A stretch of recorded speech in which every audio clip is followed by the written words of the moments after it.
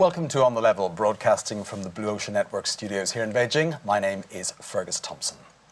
Now, China may not be the first place that comes to mind when sailing is mentioned, but about 500 years ago, this country produced some of the most skilled sailors and some of the most advanced sailing ships in the world. So why is it that in the 21st century, sailing, certainly as a competitive form and as a leisure activity, is so far lagging behind other countries? And is that likely to change as China becomes more prosperous? Well, to discuss just where sailing is in China today, I'm delighted to be joined by Rick Pointon, veteran sailor and founder of the Beijing Sailing Center here in Beijing, and also Chen Jia, travel writer and more recent convert, I believe, to sailing. Welcome to On the Level, both of you. Yeah, good to be here. Now, I think I'll start off first, Rick, asking you, as the founder of the Beijing Sailing Center here in Beijing, what is this all about? When did you found it? How many people are involved? And what are the aims of this organization? Yeah, well, our aims obviously are to get Chinese people on the water and sailing, get them involved. And we've taken a very much a grassroots approach to that, in particular with our summer camps and our youth programs.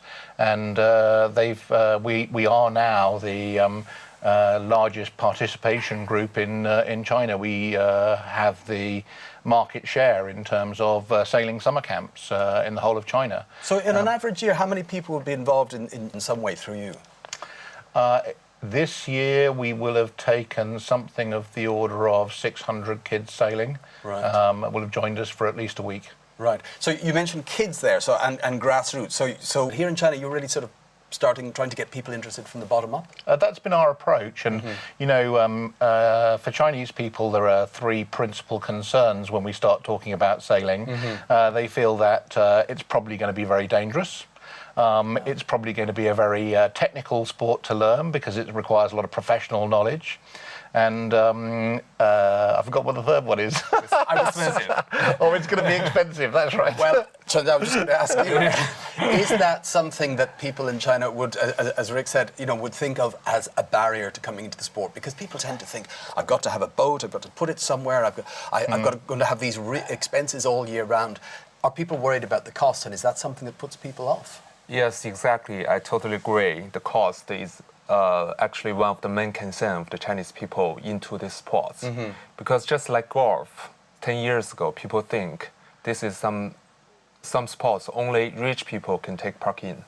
And also some of the Chinese enterprise, they doing propaganda with the big luxury cruising boat.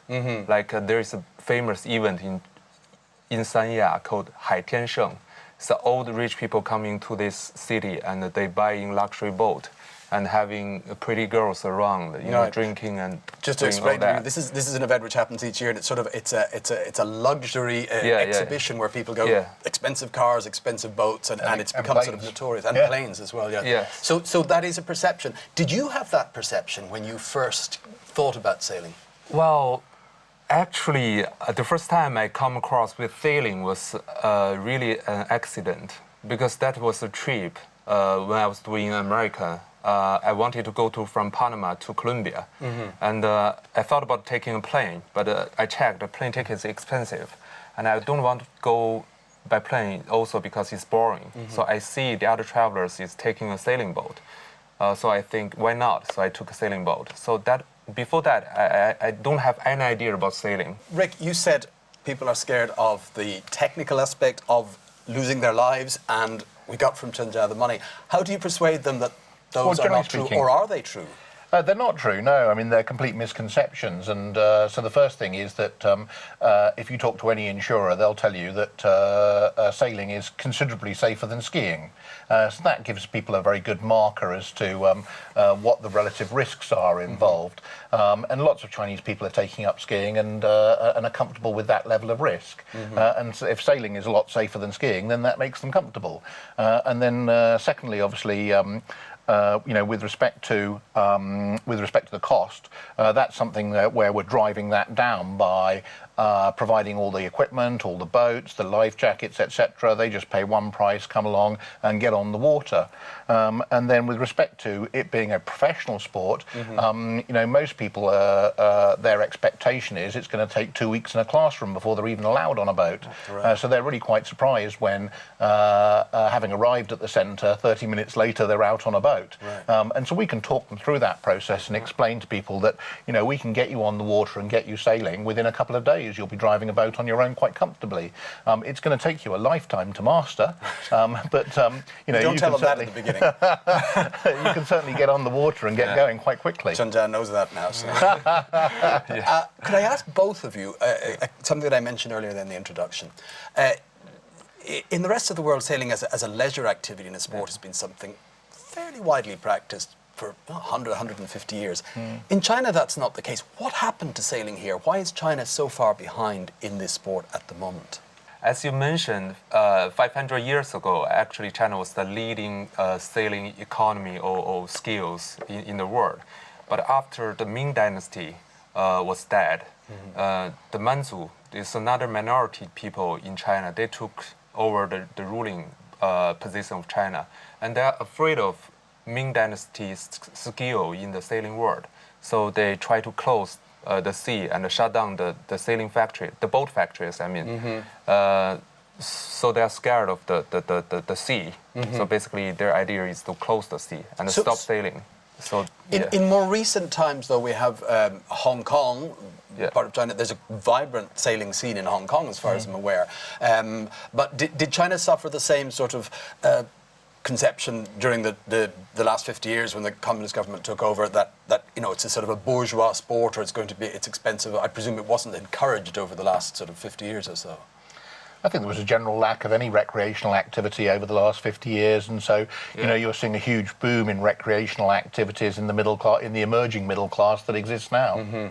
So we were chatting there before we came on air, and you compared in a certain way the increased interest in sailing to skiing, another sport which you took up. You just explain what the comparison is there. Yeah, like Rick was saying, after the CCP took place of China, the first 50 years, actually eating good food is the most important recreation thing in China. So after the 21st century, people started doing outdoor sports. For example, I started skiing 10 years ago, 2004. At that time, nobody was skiing in China. There was 2 or 3 ski resorts outside Beijing, but only very few people was there, and nobody know how to ski. We just do it because we were young. We are not afraid of breaking the arms. But just 10 years, it's so rapidly growing. And would you, as somebody who's taken up sailing recently, forecast something similar for sailing as a leisure activity here? Do you see it spreading even further across the Chinese population? Yeah, I would say so, because ski, we have no people base, the culture of ski before ski started in China. But because ski is very interesting sport, so after people get into the sport, if you're interested, more and more people come in. Although Wanlong, the ski resort, one of the China ski resort, was the most expensive ski resort in the world, still a lot of people go in. And the sailing, after I have tried, is also very interesting sport. Right. So of course it's going to spend. I think there's a very interesting difference as well between sailing as a sport compared with a number of other sports. A lot of sports are about muscle memory. Can I hit that golf ball exactly the same, to exactly the same place, with exactly the same driver on exactly the... or tennis, can I repeat that shot over and over and land the ball perfectly in the corner of the court? And sailing's not like that. Sailing is a brains more than brawn sport. It's a dynamic sport. So you're taking in a lot more input about the boat, the shape of the sails, the angle of heel, both side to side and front to back, and then the weather conditions, the wind conditions, and the water conditions, and you have to process that. And there's still not any computers that are capable of doing that level of processing at this stage. It's a mental challenge. Right. Yeah. Could I ask you both of you, where you feel sailing is today in China? How would you sort of compare it Rick, you're from the UK. Could you compare it to sort of the 1920s, the 1930s? I wasn't around in the 1920s. But weren't that far off. Thanks. I guess. Well, the UK's had a huge sailing pedigree that goes right back into, the sort of the Napoleonic era and defending the realm and all that. But that's not recreational sailing, and I think that maybe recreational sailing stems from that history. You go to any marina in the UK, and they're all full. By and large, they're pretty well occupied. And I'm sure the same's true in Ireland as well. Here in China, people are now starting to build marinas. The marinas are coming on stream very fast, and we're starting to see the take-up, the growth of boat ownership. I think the general feeling is that in another 30 or 40 years, all those marinas will be full. Everything in China seems to happen much rapidly. more quickly, yes, than it does in other countries. So, Chen Jia, you think it would be much quicker than 20 or 30 years, perhaps? Well, it's hard to make an estimation regarding the times, but I think it's going to be fast. Because the first time I see a marina was in Stockholm. I remember very clearly in 2006. I arrived at this city, and it's a city surrounded by waters and a lot of island. I saw too much boats. And the first thing I thought was, there's so many fishermen in this city. Because at that time, I think only fishermen has a boat. Right. I have no idea about recreational sailing. Okay. So, but now, China, we have a lot of people sailing. And I think And what's interesting is that in the community, in the Chinese community, when we start talking to people about sailing, and a lot of them turn around and go, I've had a dream to be on the water, to go sailing since I was a boy. I want to try it. Yeah. So the passion is there. That aspiration exists. And so now there's some cash about. Now there's the possibility to take part, and it's starting to come into the fore. Well, from your experience at the moment here, who tends to take that extra step and go from the dream to actually taking a positive step and perhaps contacting a sailing club? Yeah. What is the sort of the demographic of the people who are interested in sailing at the moment in China?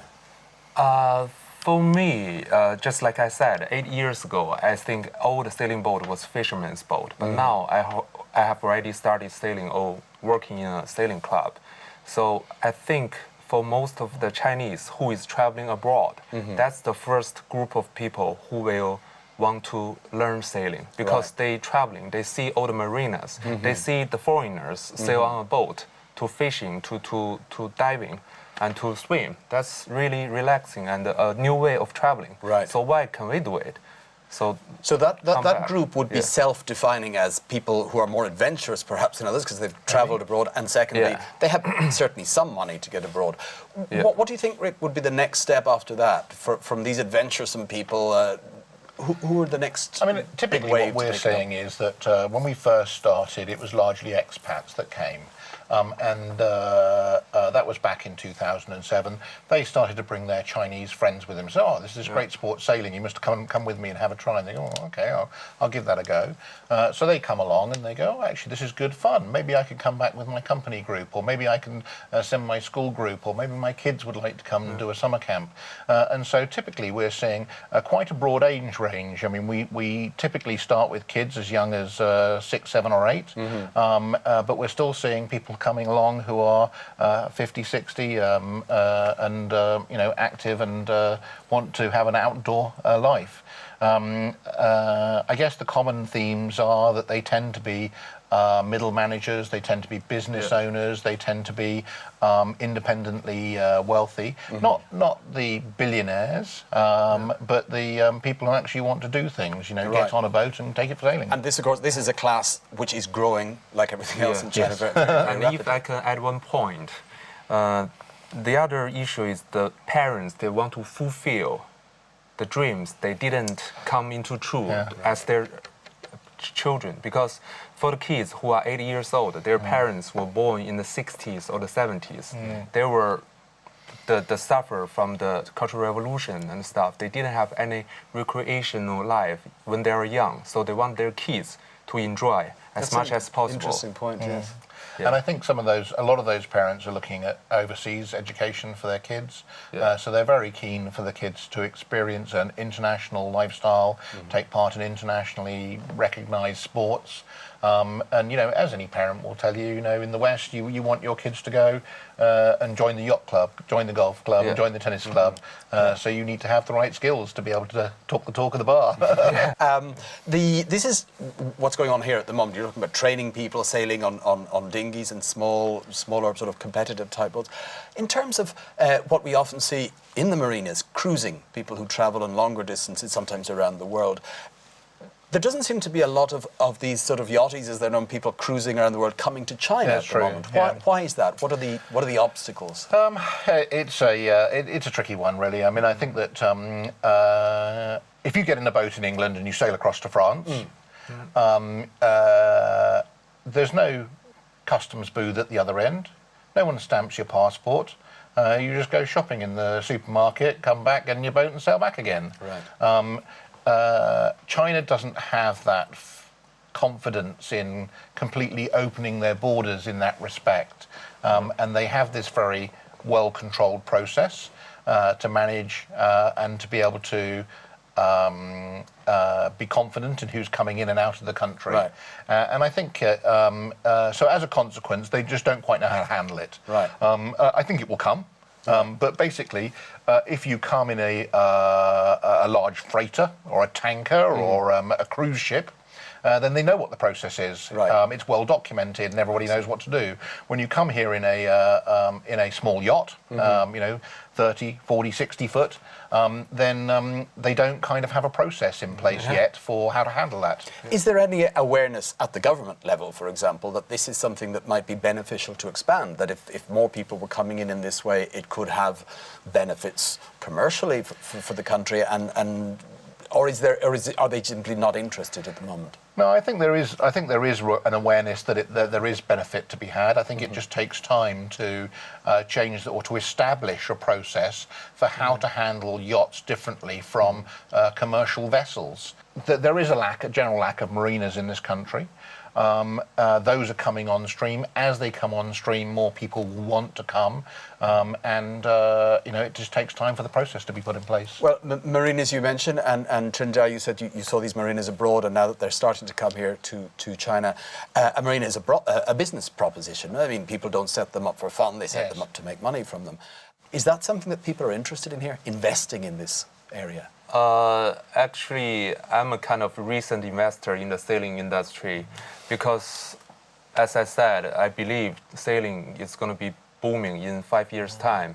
A lot of people will come to the sports because this sport itself is attractive. It's not only a high-class sport, as people say. People go golf, go sailing because they want to pretend to be posh. Actually, it's not, because ski, golf, and sailing, these three kind of sports is really, really interesting sports. So people get addicted. So Chinese people are ordinary human beings who will be addicted to this kind of sports. Right. So if you've invested in sort of the organization or the instructional area of it, there certainly seems to be some sort of manufacturing going on here. China has been ranked in the top 10 manufacturers of yachts for vessels over 60 foot. Now, once you get over 60 foot, you're generally in the custom build sector. Right. There's less Chinese yards been focused in the under 60 foot sector, and that's starting now to grow. Right. But most of this is for the international market. So they're selling. So there are relatively few that are actually focused into the domestic market. So I think that what you're seeing is for businessmen that want to get involved in China, set up you know, sail lofts, Chandler is manufacturing yacht parts, etc. I mean, they exist. The domestic market still has a long way to go to support, you know, higher numbers of those businesses. And I think that any business coming here would certainly need to take a very long-term view. But it is government policy here to move away from an economy based on exporting to other countries and actually get Chinese people to buy some of that stuff. So that would fit in nicely with the government policy. And what we're seeing is that some of the big boat manufacturers are coming to us and saying, we'd like to work with you guys because as you develop grassroots sailors, we see that they're going to turn into our future boat owners, our future customers. And so if we can get involved with you and with them at an early stage in the development cycle, then they can start to recognise our brand and recognise our positioning in the market. Chen Jia, as you probably know, in China, if the government feels that a sport can produce winners, particularly gold medal winners, or if it can be financially beneficial, they tend to be quite interested in promoting that sport. You're thinking of some of the sports that China is extremely successful in. What about competitive sailing? I believe China has a couple of gold medal winners in the Olympics. Is that an area that people are interested in? And is the government interested in promoting that? Yes, as you said, Xu Lijia was winning the gold medal in Olympic Games in London 2012, and after that, a couple of Chinese guys has been doing the thing, cruising by a boat around the world. Those several events, make sailing a hot topic in China. Right. So are we at a position now where we're going to see more winners and more successful sailors, not only in Olympic sports, but in sailing, competitive sailing in general? Is this something that's going to happen in a short period? I think we definitely need a longer time to build the base people in the sailing industry. Which is saying we need more people to participate in the sailing sports, and after that, also as you said, the Chinese government is willing to put in money to invest in any talented player in the sailing industry because we can win gold medals. So if they do see some success, then you get the follow-on. Okay, let's perhaps invest in it. Do you think that's a possibility? We have already Xu Lijia as the success example. So, right. And as Rick said, sailing is a skillful and a mental challenging sport, which Chinese people think we can do it. Right. Yeah. Well, another competitive type of sailing, you actually, I think both of you are heading down to the China International Cup. That's a regatta being held in is it Hong Kong, Shenzhen? So it's the China Cup International Regatta. Right. What exactly is that? It's based in Shenzhen. The first race is a passage race that takes us from Hong Kong into Shenzhen. And then we spend 3 days racing in Daya Bay in Shenzhen. So you're a team? Yeah. Right. And what is the name of that team? Well, our team's Beijing Sailing Center. We actually have 2 teams in the regatta. But is that representing China, if you like, in this? Or is our countries? Yes. We have, in fact, we have 2 teams in the regatta.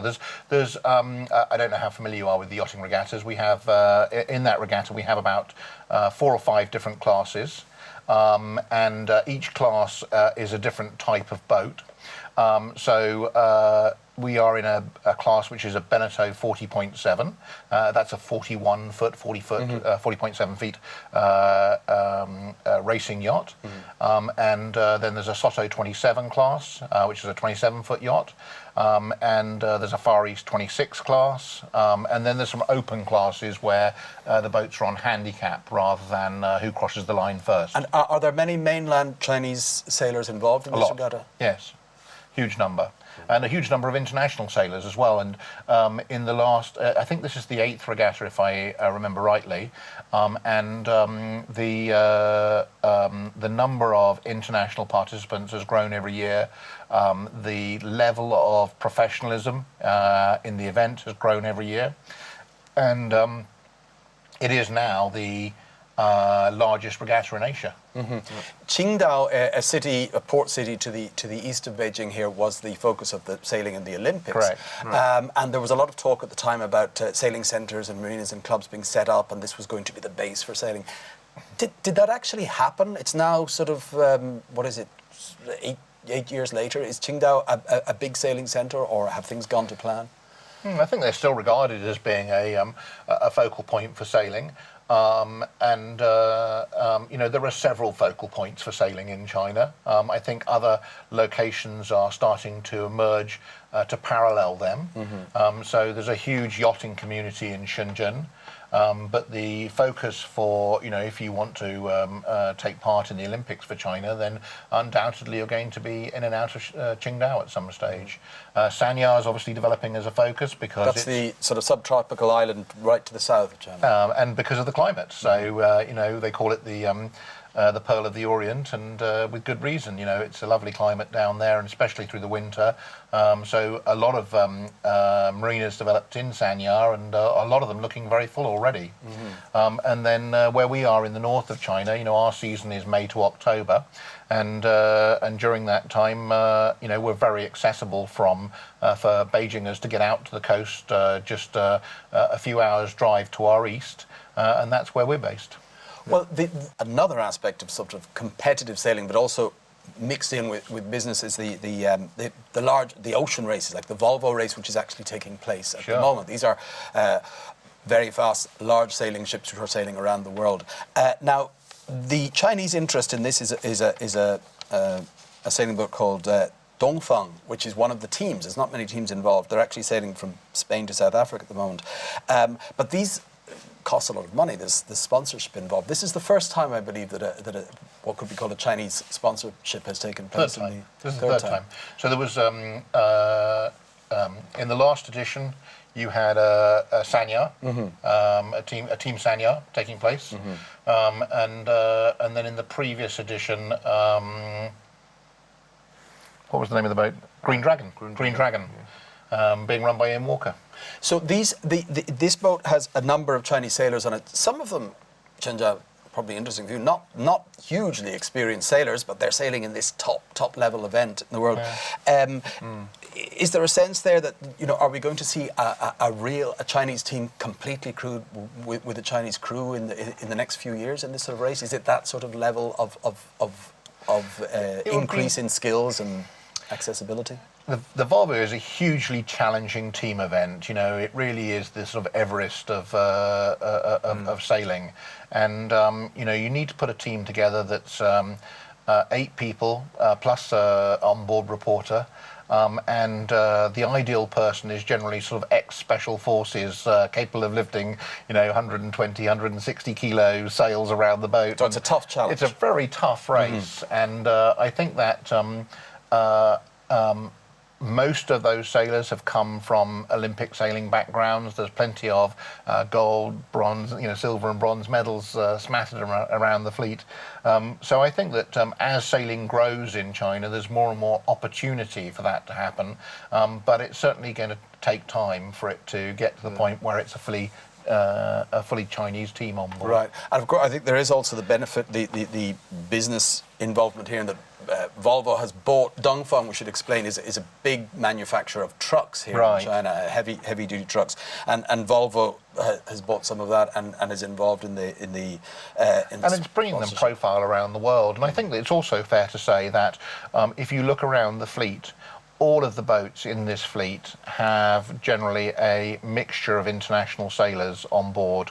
There isn't, I don't believe there's a single boat that has a crew entirely from the one country. Right, so we might see a crew of 7 Chinese sailors and one other in the future.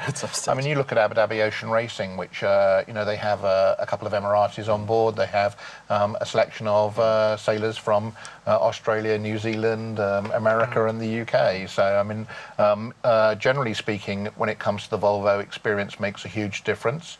And they are required to have a percentage of youngsters on the boat in order to bring more experience into the Volvo, but it does take time for that to happen. Chen Jia, were you to be able to talk to the entire Chinese population and give them a reason why they should take up sailing, what would you use to persuade them?